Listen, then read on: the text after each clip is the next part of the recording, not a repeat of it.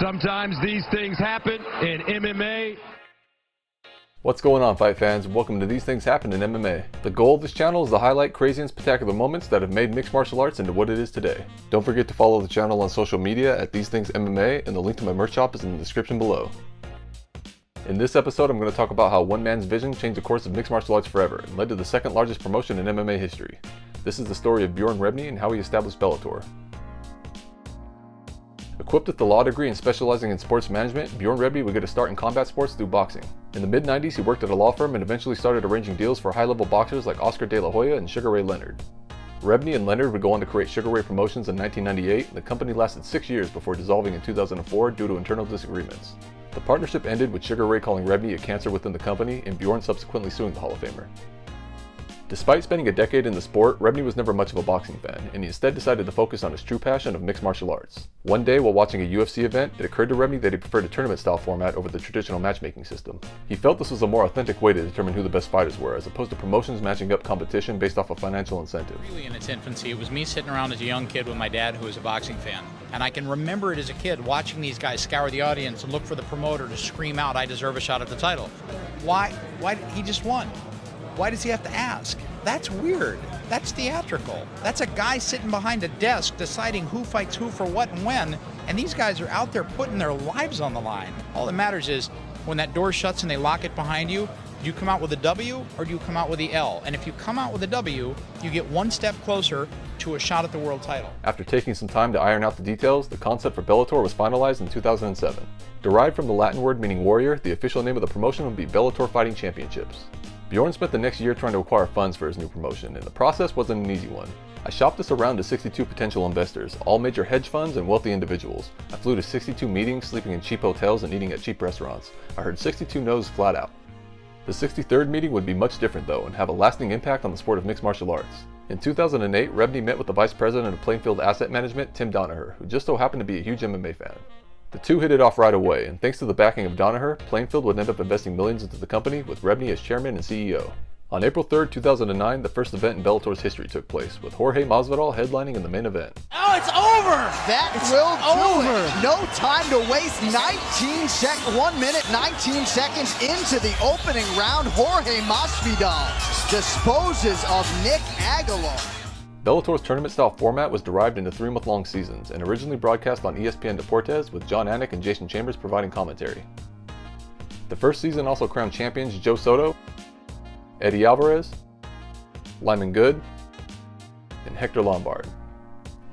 After a successful debut, a deal was made with Fox Sports Net to broadcast the second and third seasons, accompanied by a highlight show that aired on NBC in 2010. We're going to talk to Bjorn Rebney, the CEO of Bellator. Just signed a new deal, April 2010, live fights on Fox Sports Net and reruns and highlights on NBC. It's a very big step for you, and how quickly you made this transition from ESPN Deportes to Fox Sports Net and NBC. Right. Congratulations. How'd you make it happen so fast? You know, we had a great season in season number 1 with ESPN. The fan response was good. The format worked. The tournament format worked. But we had to match two different concepts at once. One, we wanted to reach a huge universe. We wanted to make it available to the English language audience. Two, it had to be a deal structure that worked for us. It had to be a deal structure so you and I could be sitting here 2 years or 3 years or 5 years down the road and still be talking about Bellator Fighting Championships. So when you could marry those two, the Fox Sports Network distribution alliance with NBC and Telemundo made a ton of sense. The promotion also introduced a new commentary team comprised of Sean Wheelock and Jimmy Smith. 2010 would produce more standout talent for Bellator, with names like Joe Warren, Pat Curran, Ben Askren, and Alexander Shlemenko. Tim Danaher would also leave his position at Plainfield to become the new president of Bellator. Around this time, Bjorn publicly challenged Strikeforce CEO Scott Coker to a slew of interpromotional champion versus champion contests. A lightweight fight between Eddie Alvarez and Gilbert Melendez, a welterweight fight between Ben Askren and Nick Diaz, and a middleweight fight between Hector Lombard and Jacare Souza. He even went as far as to release photos of the text messages he sent to the Strikeforce president in an effort to put more pressure on Coker to make a deal. In the end, no deal will be made though. However, the publicity stunt brought more attention to the organization and piqued some fan interest. The fourth season would bring a departure from Fox Sports Net, and Bellator would find a new home over at MTV2. The promotion also found some new and exciting future stars in Patricio Pitbull and Michael Chandler. After 4 seasons, the promotion was drawing some major interest at the perfect time. Television conglomerate Viacom had just lost the rights to broadcast UFC events and needed new MMA content to fill the void. On October 26, 2011, Viacom bought a majority stake in Bellator as a result, instantly providing financial security and ensuring the promotion's future. The 5th season would produce a Fight of the Year candidate for 2011 when Michael Chandler took on lightweight champion Eddie Alvarez. The contest was a back-and-forth war with Chandler coming out on top by a rear naked choke in the 4th round. That's it! Naked choke! There's the tap! And we have a new champion!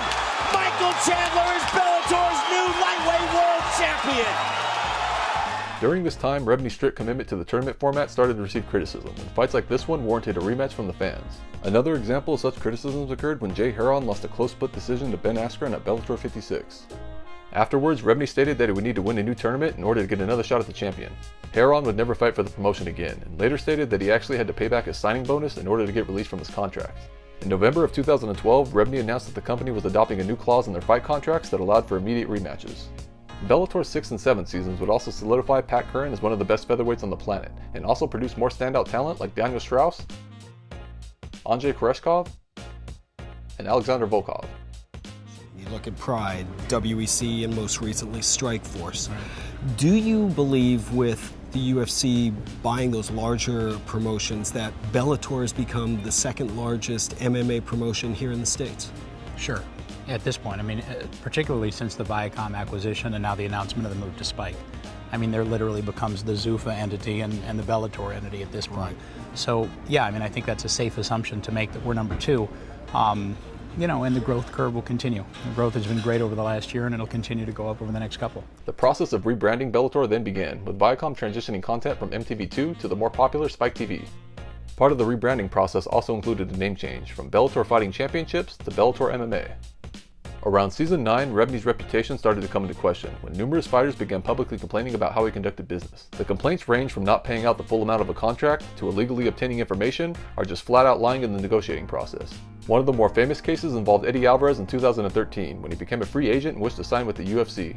Rebney stated that Bellator had the rights to match the offer and had every intention in doing so. However, Eddie's lawyers questioned whether the smaller promotion could really match what the UFC was offering. Bjorn Rebney said to us when we asked him for a quote, he said that they took that UFC contract, they changed the name from UFC to Bellator, and then we signed it. We didn't, and this is Bjorn saying it, we didn't alter a phrase, we didn't alter a section, we didn't alter a dollar figure. That's what he said. You say differently on this, Eddie. There's a couple different factors in mind. You know, he claims that, you know, he matched everything term for term. He didn't change anything, and that's not true. Taking Fox out and changing it to Spike is a change, and it's a term. It's very obvious that, you know, the value of a Bellator pay-per-view, which never existed or never even, they have no history, versus a UFC pay-per-view. I mean, it's not even comparable. I mean, you don't need to be a genius to understand the values. The two sides would eventually come to an agreement, which led to a rematch between Alvarez and Chandler. However, many fans felt that Eddie was being kept at Bellator against his will. Another public feud involving the recently acquired King Mo Lawal once again highlighted problems within the organization. In 2014, King Mo faced Rampage Jackson in the promotion's inaugural pay-per-view event held at Bellator 120. After the fight, Mo accused Bjorn of being fake and deceptive during the lead-up to the contest, as well as favoring Jackson to win. You seem like ready to bury Bjorn Rebney. Is that fair? I personally think he's a bitch. Deceptive, fake, and I thought that he was a real dude. So, but the thing is, as my manager started calling him out on stuff, and we started figuring out that the dude is shady, then I was like, you know what? I just really didn't talk to him much. He's a liar. He can't make eye contact with me, dog. He's just a liar. When it came down to it, he was out of tune and out of touch with the MMA media and MMA crowd, the MMA audience, the MMA everything. Everybody in Bellator and Viacom and Spike TV, they're cool as hell, you know what I'm saying? I'll bleed for him, no problem. But just Bjorn's just shady, you know what I'm saying? Ultimately, Bellator 120 was successful for the promotion with an estimated buy rate of over 100,000. The card also saw Will Brooks upset Michael Chandler in a classic contest, as well as the promotional debuts of Tito Ortiz and future star Michael Venom Page. Seasons 10 and 11 would be the last to have the promotion's tournament format, and also mark the end of Bjorn Rebney's stay at Bellator. On June 18, 2014, it was announced that Bellator decided to part ways with both Rebney and co-founder Tim Danaher. Just 12 hours later, another announcement was made that Scott Coker would be taking over for Rebney. It was made official on Wednesday. The former Strikeforce CEO Scott Coker was named the new president of Bellator in the wake of Bjorn Rebney and Tim Danaher's exit from the organization. A conference call was held to make the announcement with little in the way of news coming out, with the exception that the tournament format looks to be dead and Coker is open to working with other promotions to make fights. Bellator's next card is on July 25th, with the move to a year-round format as opposed to seasonal expected to be made. With Coker at the helm, the company has shifted to the more traditional model of promoting fights, with signing free agents from the top down and raw talent from the bottom up. Coker has also led Bellator to its most successful period in company history, and the promotion recently signed a new broadcasting deal with Showtime. Today, Rebney's reputation is rocky at best. Regardless of how you feel about him though, he's forever made a huge impact on the sport of mixed martial arts. Without his vision and drive to try something different, the landscape of MMA would be far less competitive, and competition in the marketplace benefits both the fans and the fighters. For better or for worse, Bjorn Rebney has had an integral role in the sport's history, and the company he started from scratch has been transformed into the second largest MMA promotion in the world. As always, I posted some related material in the description for those interested. Please like, subscribe, and leave a comment down below with the topic you'd like to hear me cover in a future episode. Again, don't forget to follow the channel on social media, and the link to my merch shop is in the description below. Thanks for watching and supporting my channel. Where would you like to see Bellator in the next 5 years? 5 years from now, our progression over the last couple years has been exponential. I'm not satisfied, but I'm sure pleased with where we are. I would like to, I want to see a lot more progression over the next year to two. We're very fortunate. We're at a cash flow break-even position, which is something that only one other organization in the history of our sport has accomplished, the UFC. And so, I'd like to keep pushing that envelope. We'll see. I'd like to international expansion in terms of live events. I'd just like to keep recruiting spectacular world-class fighters to fight under the banner. So, we'll see where it all falls out. Sometimes these things happen in MMA.